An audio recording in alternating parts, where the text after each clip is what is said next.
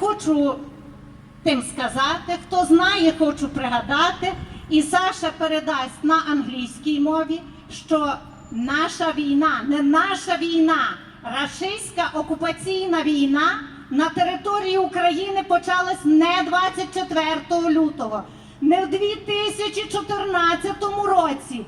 Ця війна точиться так нагло, підступно, через кожних кілька десятиліть, уже впродовж більше як 300 років.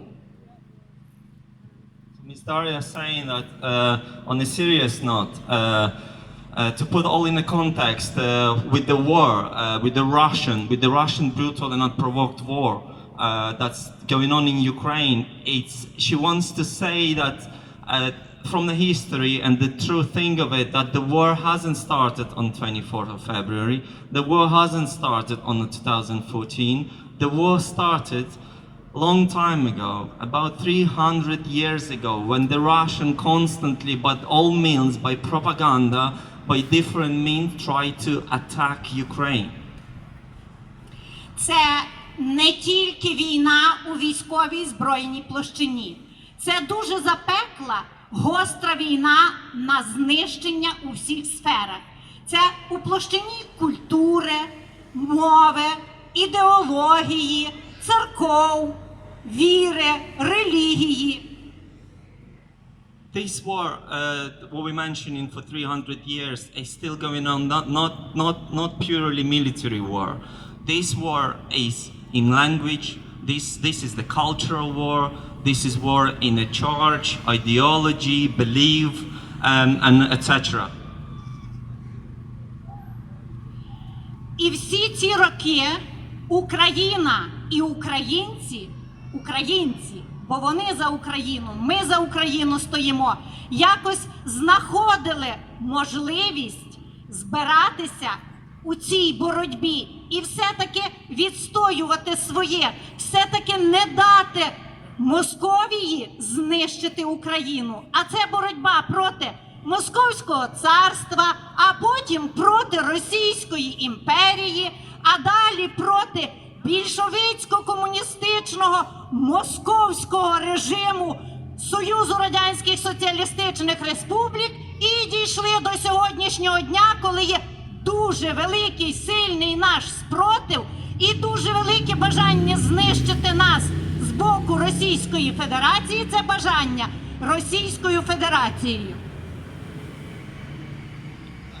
This war with so many years, it's no matter how hard they try to fight with Ukrainians, and in Ukrainians in high-spirited word that they always, all Ukrainians in long time ago and even now, as you can see, they were able, throughout the all hardness, they were able to unite together, and they were able to stand against the Russian aggression, taken back into the Moscow kingdom, the Bolshevik imperialist,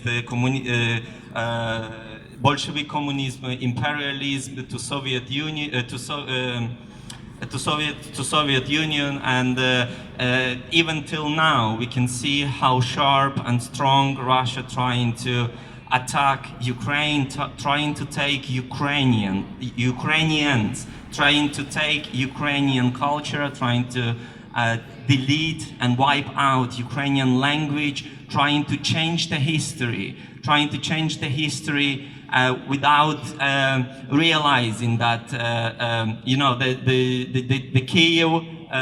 the Kiev was since 870 years old, but the Moscow started in 1540 only, and they keep saying now that Kiev is a Russian. It's nowhere near Russian. Kiev was well established well before the Russian.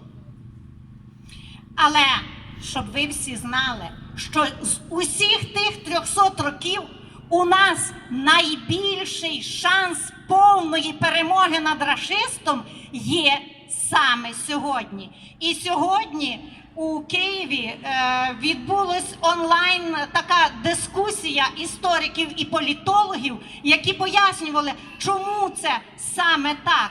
Чому ми сьогодні маємо найбільший шанс перемоги ствердити незалежну українську державу і звільнитись від рашистського іга. Among those last 300 years, this time Ukraine got high capabilities, high probabilities to finally win, to finally have a victory against the Russian aggression. Today in Kiev, there was a forum discussion meeting between the politologues and historians that they were given all the reasons why just today, why it's now that Ukraine have the best chance to stop this aggression once and forever. А все це тому, що до цього часу ми не мали так довго незалежної української самостійної держави, як ми маємо тепер.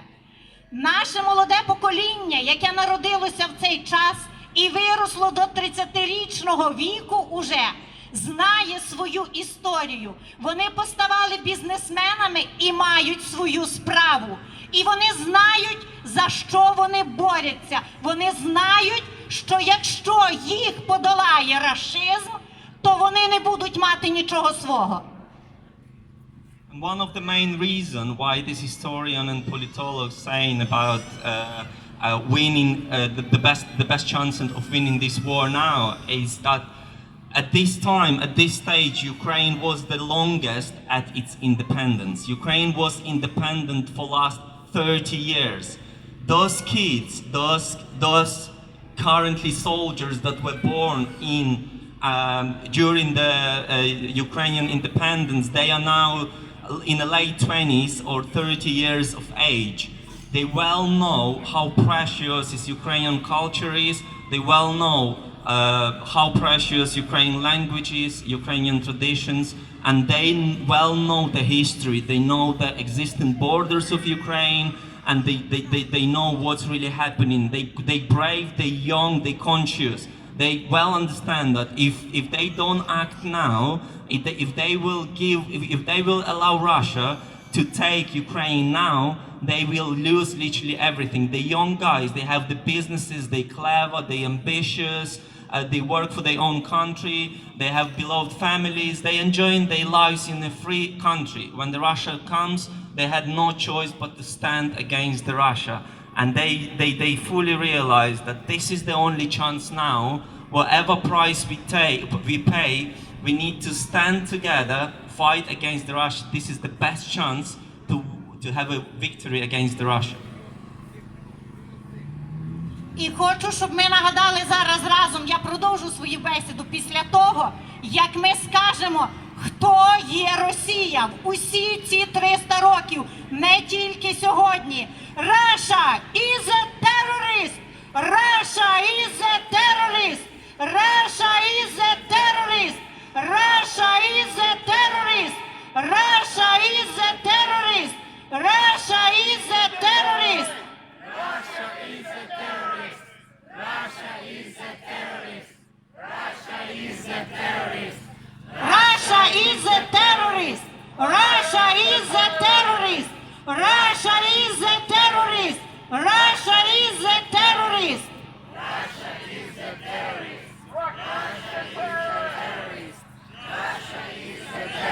Війна між українцями і москалями почалася із початком заснування війни. Перший раз на Київ пішли і взяли його, спалили, спочатку розграбували, познущалися над населенням, знищили і спалили. Це було в 1169 році, і зробив це Андрій Боголюбський за допомогою тих, хто були підлеглі Київській Русі, казали, що вони разом, що вони підтримують Україну, і дали ніж у спину. Зрадили, і Київ тоді перший раз упав. Потім не один раз пробували його здолати. Але українці стійкі. Тільки дуже шкода, що ми з вами стійкі лише до якоїсь певної частини. А далі ми здаємося. Починаються внутрідержавні чвари, і тоді навала московська знову йде на Україну. Але сьогодні, крім тієї мотивації, про яку я вам сказала, молодих людей, незалежна держава у нас ще є одне. Українці зрозуміли, що нам треба єднатися. І ми маємо найкращі в світі сили. Маємо наших сильних захисників. Жодна армія, більшість, скажімо, армій не мають такого досвіду у боротьбі, особливо сьогодення, як має українська армія.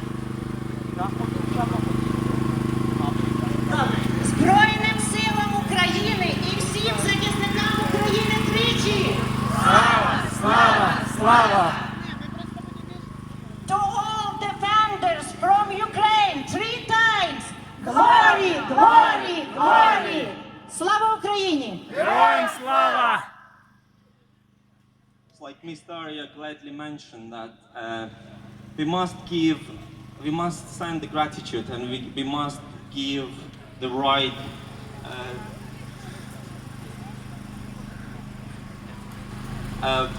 we must give the gratitude to the armed forces of Ukraine.